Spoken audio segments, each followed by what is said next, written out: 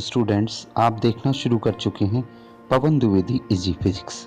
Video देखने से पहले चैनल को सब्सक्राइब करिए और बेल आइकन को दबाइए, जिससे आपको नोटिफिकेशन मिलते रहें और आप वीडियो देखते रहें।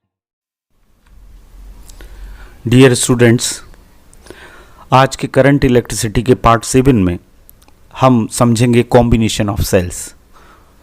कॉम्बिनेशन दो तरह के हमने पढ़ लिए हैं, रेजिस्टेंस का श्रेणी क्रम और समानांतर क्रम, प्रतिरोधों का, और संधारित्रों का श्रेणी क्रम और समानांतर क्रम। आज हम सेलों का पढ़ेंगे। सेल का ईएमएफ, इंटरनल रेजिस्टेंस पिछले वीडियो में आपने समझ लिया है। तो चलिए शुरू करते हैं, किस तरह का सेलों में कॉम्बिनेशन होता है और क्या उसमें करंट का डेरिवेशन होता है वो हम समझेंगे। देखिए, सबसे पहले मैं आपको बता दूं कि हमारी एनसीईआरटी की जो बुक है उसके सिलेबस में जो सेलों का कॉम्बिनेशन है उसमें डेरिवेशन है सेलों के ईएमएफ जिसमें अलग अलग हों और इंटरनल रेजिस्टेंस अलग अलग हों। लेकिन हम इसके अलावा भी जो डेरिवेशंस हैं इजी जो हैं वो करेंगे और एनसीईआरटी वाला भी करेंगे। तो मैं पहले आपको बता रहा हूं कि ये सीरीज कॉम्बिनेशन जिसमें समान ईएमएफ के सेल लगे हुए हैं और उनके इंटरनल रेजिस्टेंस भी समान है। तो आपको डायग्राम में दिख रहा होगा यहाँ कि ये 3 सेल लगे हुए हैं जिनके विद्युत वाहक बल समान है। सीरीज में लगना मतलब पहले सेल के ऋण इलेक्ट्रोड का ऋण ध्रुव का संबंध दूसरे सेल के प्लस से और दूसरे के माइनस का तीसरे के प्लस से। इस तरह के कई सेल हम n सेल इसमें लगा सकते हैं। तो हमको इसमें बहने वाली धारा का डेरिवेशन निकालना है। प्रश्न आता है कि बहने वाली धारा का व्यंजक और यह संयोजन कब लाभप्रद होगा, कब इससे फायदा होगा, किस कंडीशन में इसको लगाना चाहिए, ये सब इस डेरिवेशन में निकलेगा। तो देखिए, मान लीजिए कि 3 सेल इस डायग्राम में दिख रहे हैं, n सेल सीरीज में जुड़े हुए हैं और प्रत्येक सेल का ईएमएफ क्या है, E है, और इंटरनल रेजिस्टेंस R है। तो इन सेलों से जो बैटरी बनी है उसका टोटल ईएमएफ E इफेक्टिव जो होगा वो NE होगा। सीरीज में सेल लगे हुए हैं तो ईएमएफ सबका जुड़ जाएगा तो टोटल ईएमएफ क्या होगा, NE होगा। अब हमें इंटरनल रेजिस्टेंस निकालना है, पहले टोटल पूरी बैटरी का। सेल किस में है, सीरीज में है, श्रेणी क्रम में है, तो इनके अंदर के जो प्रतिरोध हैं इंटरनल रेजिस्टेंस वो भी काय में लगे होंगे, सीरीज में। सीरीज में आप जानते हैं कि प्रतिरोध सीधे सीधे जुड़ते हैं, हमने डेरिवेशन किया था R is equal to R1 plus R2 plus R3। तो यदि n स्टेप तक, n पदों तक ये गया है, ये सेल लगे हुए हैं n, तो R प्लस n टर्म्स तक जाएगा तो टोटल इंटरनल रेजिस्टेंस होगा NR। अब हमने क्या निकालना है, पूरे सर्किट का रेजिस्टेंस। तो इसमें एक्सटर्नल रेजिस्टेंस जो बाह्य प्रतिरोध है वो ये कैपिटल R लगा हुआ है, तो इस कैपिटल R में हम इंटरनल रेजिस्टेंस को जोड़ देंगे। तो हमारा परिपथ का जो टोटल रेजिस्टेंस है R इफेक्टिव जो आएगा वो आएगा R और प्लस ये NR। अब हम करंट निकाल सकते हैं ओम्स लॉ से। करंट का डेरिवेशन भी हमने जब स्मॉल r का डेरिवेशन निकाला था तब ये वाला व्यंजक हमने लिखा है, ये सूत्र हमने लिखा है, जिसमें I बराबर क्या होगा, कुल विद्युत वाहक बल बटे कुल प्रतिरोध। जिस तरह से V is equal to RI होता है उसी तरह से E इज इक्वल टू क्या होगा, RI। टोटल ईएमएफ क्या हो गया, E इफेक्टिव, और टोटल रेजिस्टेंस कितना हो गया, R इफेक्टिव। E इफेक्टिव की वैल्यू क्या है, NE, और REF की वैल्यू क्या है, R प्लस NR। तो हमारा फार्मूला आ जाएगा I equals to NE upon R plus NR। ये हमारा इस संयोजन में बहने वाली धारा का व्यंजक आ गया। लेकिन इसमें 2 केस हो सकते हैं। पहला केस ये हो सकता है कि यदि R, capital R, external resistance बाह्य प्रतिरोध is more less then NR से बहुत कम है, इंटरनल रेजिस्टेंस बैटरी के इंटरनल रेजिस्टेंस से बहुत कम है, तो R को हम क्या मान लेंगे, नगण्य मान लेंगे। ये R लगभग 0 हो गया, तो हमारा ये जो व्यंजक है I इज इक्वल टू आ जाएगा NE अपॉन NR। N से N कैंसिल हो जाएगा, ये N से N कैंसिल होगा, तो I इज इक्वल टू क्या आएगा, E upon R। E upon R यानी एक सेल से बहने वाली धारा। तो इस स्थिति में जबकि एक्सटर्नल रेजिस्टेंस बहुत कम है इंटरनल रेजिस्टेंस से, उस स्थिति में इस संयोजन से कोई फायदा नहीं है, इस बैटरी बनाने से कोई फायदा नहीं है यदि एक्सटर्नल रेजिस्टेंस आपका बहुत कम है तो, और इंटरनल रेजिस्टेंस ज़्यादा है तो। तब दूसरा केस देखते हैं। दूसरा केस क्या है, इसका उल्टा, यदि N R is more less than R, यानी बैटरी का जो टोटल इंटरनल रेजिस्टेंस है वो बाहरी प्रतिरोध से बहुत कम हो, इसका मतलब है बाहरी प्रतिरोध ज़्यादा हो किससे, इंटरनल रेजिस्टेंस से, तो एन आर को हम ज़ीरो कर देंगे, एन आर को नगण्य मान लेंगे, नेग्लिजिबल मान लेंगे, तो हमारा इक्वेशन हो जाएगा N E by R, this is I maximum, ये मैक्सिमम करंट होगी इस कंडीशन में। इसका मतलब ये हुआ कि इस कंडीशन में हमें एक सेल में बहने वाली धारा की n गुनी धारा मिलेगी। तो इसका फाइनल रिजल्ट ये आया, जो क्वेश्चन आपको आएगा कि कब इसका लाभप्रद होगा संयोजन, तो जब सेलों का आंतरिक प्रतिरोध बाह्य प्रतिरोध की तुलना में नगण्य हो, तो बैटरी से प्राप्त धारा एक सेल से प्राप्त धारा की n गुनी होती है। यदि 5 लगे हुए हैं तो 5 गुनी हो जाएगी, एक सेल से मान लीजिए 1.5 एम्पियर करंट मिल रही है तो उसकी 5 गुनी 7.5 एम्पियर हो जाएगी। यदि हमें 0.1 एम्पियर मिल रही है तो 0.5 एम्पियर हो जाएगी। यानी इस कंडीशन में इस कॉम्बिनेशन को सीरीज को लगाने में फ़ायदेमंद है यदि R इज़ ग्रेटर देन है NR के, या हम यूं कहें कि NR is more less then है R के। तो हमारा सीरीज का फार्मूला हुआ। अब हम पैरेलल का कॉम्बिनेशन करेंगे वही, जबकि सेम ईएमएफ हो। अभी मैं सेम ईएमएफ की बात कर रहा हूँ और सेम इंटरनल रेजिस्टेंस की बात कर रहा हूँ। इसके बाद के डेरिवेशन में हम डिफरेंट पे आएंगे। तो पैरेलल कॉम्बिनेशन में आप जैसा कि जानते हैं 2 कॉम्बिनेशन कर चुके हैं, सारी चीज़ें 2 पॉइंट्स के बीच में जुड़ती हैं।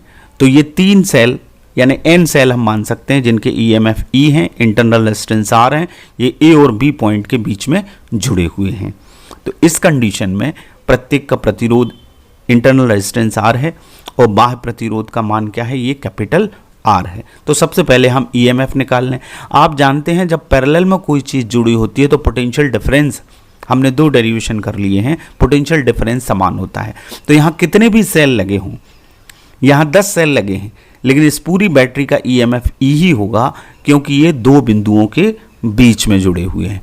तो E इफेक्टिव हमारा आएगा बैटरी का, ध्यान रखिएगा, सीरीज में N आएगा लेकिन यहाँ पर केवल E आएगा क्योंकि ये 2 बिंदुओं के बीच में जुड़े हैं। तो E इफेक्टिव हमारा आ गया कैपिटल E।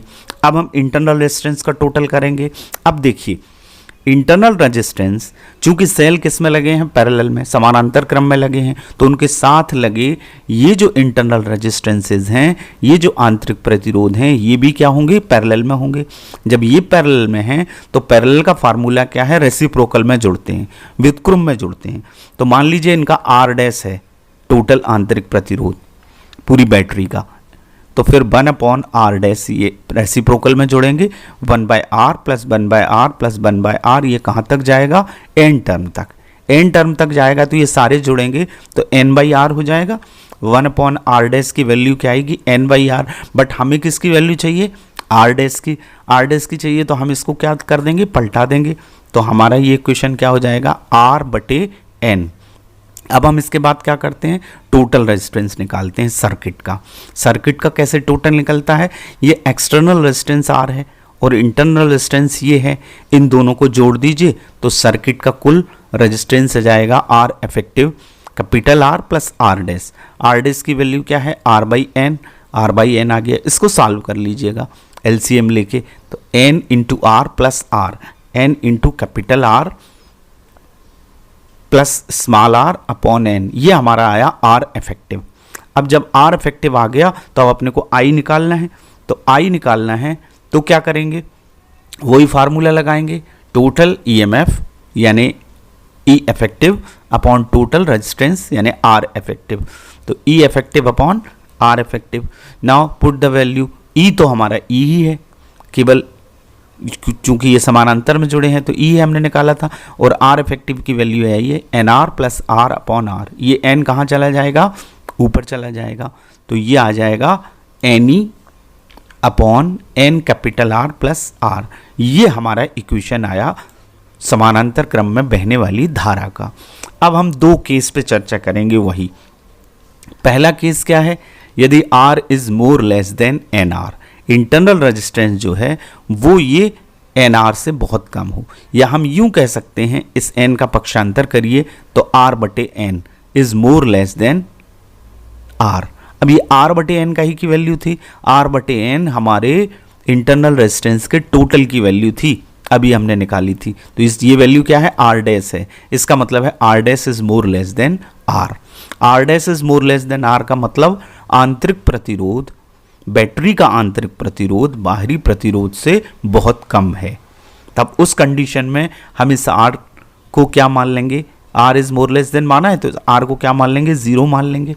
तो हमारे पास आ जाएगा आई इज इक्वल टू, ये 0 हो गया, टेंस टू 0, तो N E by N R, N से एन कैंसिल हो गया, तो आई इज इक्वल टू क्या गया, ई बाई कैपिटल आर, यानी एक सेल से प्राप्त धारा। तो इस कंडीशन में जबकि internal resistance is more less then external resistance, तो हमें कोई लाभ नहीं होगा। पूरी बैटरी बनाने के बाद भी हमें एक सेल से प्राप्त धारा मिलेगी, केवल सिंगल सेल से प्राप्त। तो इस कंडीशन में कोई लाभ नहीं होगा। ये उसका जस्ट उल्टा है सीरीज का। अब हम दूसरा केस देख लेते हैं। दूसरे केस में N R is more less than R हो। N R is more less than का मतलब R is more less than R by N. R by N का की वैल्यू है आर डैश की, तो R is more less than R dash. इस condition में एन आर को हम 0 कर देंगे, तो हमारे पास आएगा N E by, this is maximum current, N E by are, N into E by R. E by R माने एक सेल से प्राप्त धारा, इसकी एन गुनी हमको मिलेगी। यानी इस कंडीशन में जबकि बाह्य प्रतिरोध सेलों के कुल आंतरिक प्रतिरोध की तुलना में नगण्य है।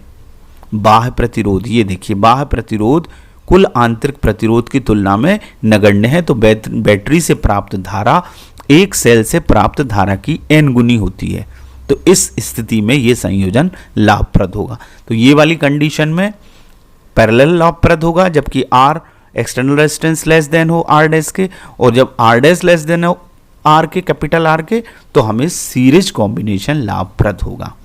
ये तो बात हुई हमारे दो सिंपल डेरिवेशन की। अब जो एनसीईआरटी की फिजिक्स में हमारे डेरिवेशन है, जिसमें हमें ई निकालना है और आर निकालना है, यानी कितना विद्युत वाहक बल होगा और कितना इफेक्टिव इंटरनल रेजिस्टेंस होगा। तो वो कंडीशन क्या है, श्रेणी क्रम पे हम चर्चा करते हैं, जबकि सेलों के विद्युत वाहक बल और आंतरिक प्रतिरोध क्या हो, भिन्न भिन्न हो। तो हमने दो सेल को सपोज कर लिया, ये किस किस के बीच में जुड़े हैं, ए और सी के बीच में। इनके ईएमएफ एक का E1 है और एक का E2 है। इंटरनल रेजिस्टेंस भी अलग अलग हैं, एक का R1 है और एक का R2 है। अब इन तीन बिंदुओं के A, B और C, इनके पोटेंशियल हमने मान लिए VA, VB और VC। यदि इनसे बहने वाली धारा I है, तो हम पहले इन दोनों के बीच में पोटेंशियल डिफरेंस निकाल लें, A और B के बीच में, यानी पहले सेल के ध्रुवों के बीच में पोटेंशियल डिफरेंस। तो वो क्या आएगा, VA माइनस VB। अब हमने पोटेंशियल डिफरेंस EMF और इंटरनल रेजिस्टेंस में सूत्र पढ़ा है, V is equal to E minus IR होता है। V की वैल्यू टर्मिनल वोल्टेज की वैल्यू E माइनस IR के बराबर होती है। ये हमने पिछले वीडियो में डेरिवेशन किया है, I इंटू R। तो इस फार्मूले से VA माइनस VB यानी VAB की वैल्यू होगी इसका EMF E1 और I करंट और R1 इसका इंटरनल रेजिस्टेंस। इसी तरह से हम इन दोनों के बीच में निकाल लें, VBC मैंने E2 के दोनों सिरों के बीच में, ध्रुवों के बीच में, तो वो आएगा VBC is equal to VB minus VC। इसका मतलब है E2 माइनस इस सूत्र से E माइनस IR से, तो E2 माइनस IR2। अब हम यदि A और C के बीच में निकालें तो ये आएगा VA माइनस VC। इसका मतलब है VA की वैल्यू, VA माइनस VC यदि फाइंड आउट करना है तो इन दोनों को जोड़ दें। देखिए कैसे, VA minus VB plus VB minus VB, ये VB से VB कट रहा है तो VA माइनस VC आ रहा है। इसका मतलब है इन दोनों समीकरणों को आप जोड़ दें, जोड़ देंगे तो VAC की वैल्यू आएगी, इसकी वैल्यू रखी E1 माइनस IR1, इसकी वैल्यू रखी इस वाले की E2 माइनस IR2। अब हम इसको लिख सकते हैं E1 plus E2 minus common निकाल के और I निकाल के अंदर लिख दिया R1 प्लस R2। ये हमारा इक्वेशन फर्स्ट आ गया। अब सपोज कीजिए कि इन दो की जगह एक सेल लगा हुआ है और एक सेल लगा हुआ है और उसका effective EMF equivalent EMF EQ है। तो यदि वो EQ है और आंतरिक प्रतिरोध इनसे बनी बैटरी का REQ है, R इक्विवेलेंट है, तो इसी कंडीशन में VAC होगा इसी फार्मूले से E equivalent minus I R equivalent. E तुल्य विद्युत वाहक बल ऋण I और तुल्य ये प्रतिरोध। अब ये समीकरण 4 है। यदि समीकरण इसको 1 को और ये समीकरण 2, ये हमारा समीकरण 2 है, 2 को कंपेयर किया जाए, समीकरण ये 1 है, ये 1 और ये 2, 2 को कंपेयर किया जाए तो ई क्यू की जगह क्या लिखा है, E1 प्लस E2, और आई और ये आई R1 plus R2 R E Q की वैल्यू, इन दोनों को कंपेयर करें तो ई आर क्यू क्या आएगा, E1 प्लस E2 माइनस आई, ये दोनों को बराबर कर दिया, ये भी VAC है, ये भी VAC है, तो इनको कंपेयर करेंगे तो ई क्यू की वैल्यू क्या आएगी, E1 प्लस E2, और आर ई क्यू की वैल्यू आएगी R1 प्लस R2। इसका मतलब है कि जो टोटल EMF है वो दोनों सेलों के EMF के योगफल के बराबर आएगा, और टोटल रेजिस्टेंस दोनों सेलों के इंटरनल रेजिस्टेंस के योगफल के बराबर होगा। हम n तक इसको ले जा सकते हैं। इसका मतलब ये हुआ कि श्रेणी क्रम में यदि अलग अलग EMF और अलग अलग इंटरनल रेजिस्टेंस वाले भी सेल जुड़े हुए हैं तो टोटल EMF सम के बराबर आता है और टोटल इंटरनल रेजिस्टेंस उनके सम के बराबर आता है। तो ये इस तरह से आपसे पूछा जाएगा, दो डेरिवेशन, 2 इसमें चीज़ें निकलवाएंगे। इक्विवेलेंट EMF कितना है, तुल्य EMF और तुल्य आंतरिक प्रतिरोध कितना है, तो इस तरह से ये निकल जाएगा। अब हम इसी कंडीशन में समानांतर क्रम संयोजन की बात करते हैं। समानांतर में सपोज कीजिए 2 सेल हैं, ये E1 EMF है और ये इसका E2 है। यहाँ पर इंटरनल रेजिस्टेंस R1 है और इसका इंटरनल रेजिस्टेंस R2 है। 2 बिंदु A और C के बीच में जुड़े हुए हैं। यहाँ हमने 2 पॉइंट लिए हैं B1 और B2।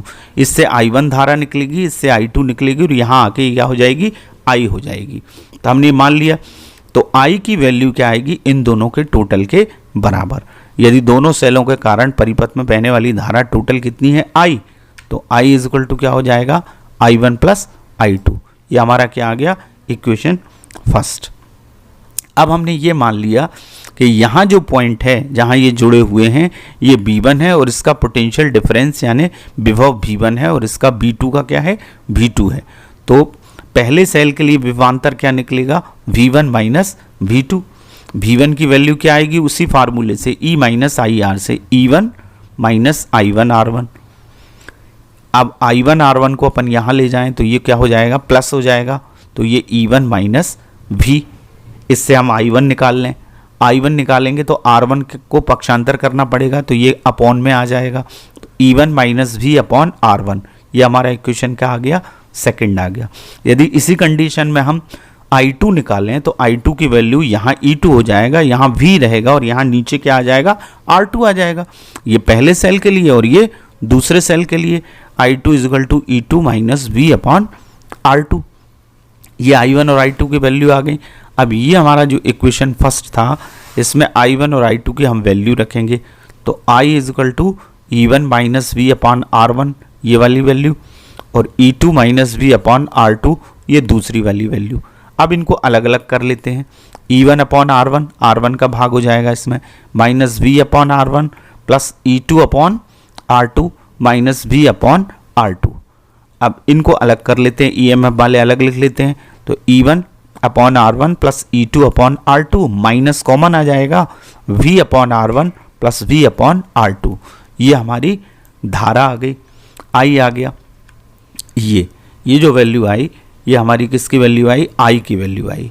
अब हमने क्या करना है, I को इसको सॉल्व करना है, तो इसको सॉल्व करेंगे तो यहाँ LCM आएगा R1 R2, तो इसका क्रॉस मल्टीप्लिकेशन होगा E1 R2 plus E2 R1 divided by R1 into R2।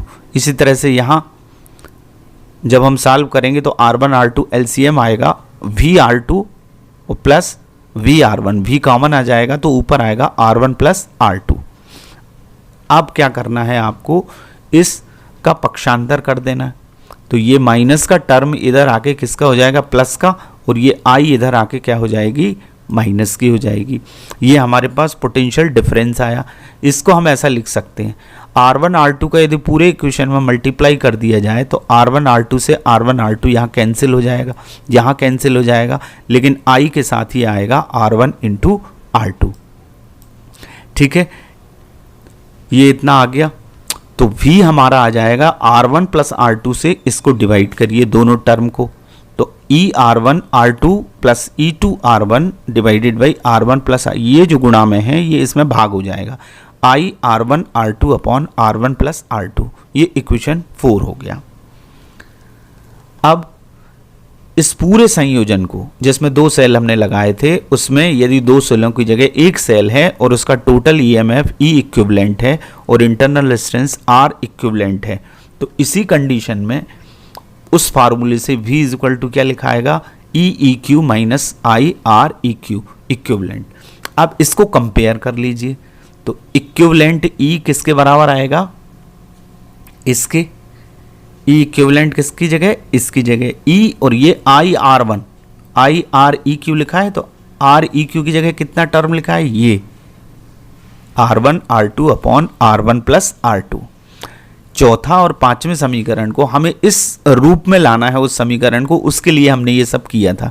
तो R इक्विवेलेंट की जगह लिखा हुआ है ये पूरा, और REQ की जगह लिखा हुआ है I को छोड़ के इतना। यदि हम इनकी तुलना करेंगे तो ये, इसका मतलब हुआ कि इस कंडीशन में समानांतर क्रम में जबकि अलग अलग विद्युत वाहक बल होते हैं तो कुल विद्युत वाहक बल, प्रभावी विद्युत वाहक बल इतना आता है, E1 R2 plus E2 R1 upon R1 plus R2, और जो टोटल रेजिस्टेंस है वो आता है R1 R2 upon R1 plus R2। इसको आप ऐसा भी लिख सकते हैं रेसिप्रोकल करके, 1 upon R equivalent is equal to 1 upon R1 plus 1 upon R2। तो इस तरह से कॉम्बिनेशन के डेरिवेशंस थे। शुरू के 2 हमने जैसा कि जनरल पहले हुआ करते थे, अभी भी हमारी और बुक्स में, रेफरेंस बुक्स में वो दिए गए हैं, लेकिन NCERT में ये लास्ट वाले 2 हैं। इनको आप करिएगा और समझिएगा। मुझे लगता है आपको समझ में आ गया होगा, और यदि आया है तो चैनल को लाइक करिए और सब्सक्राइब करिए। Thank you very much.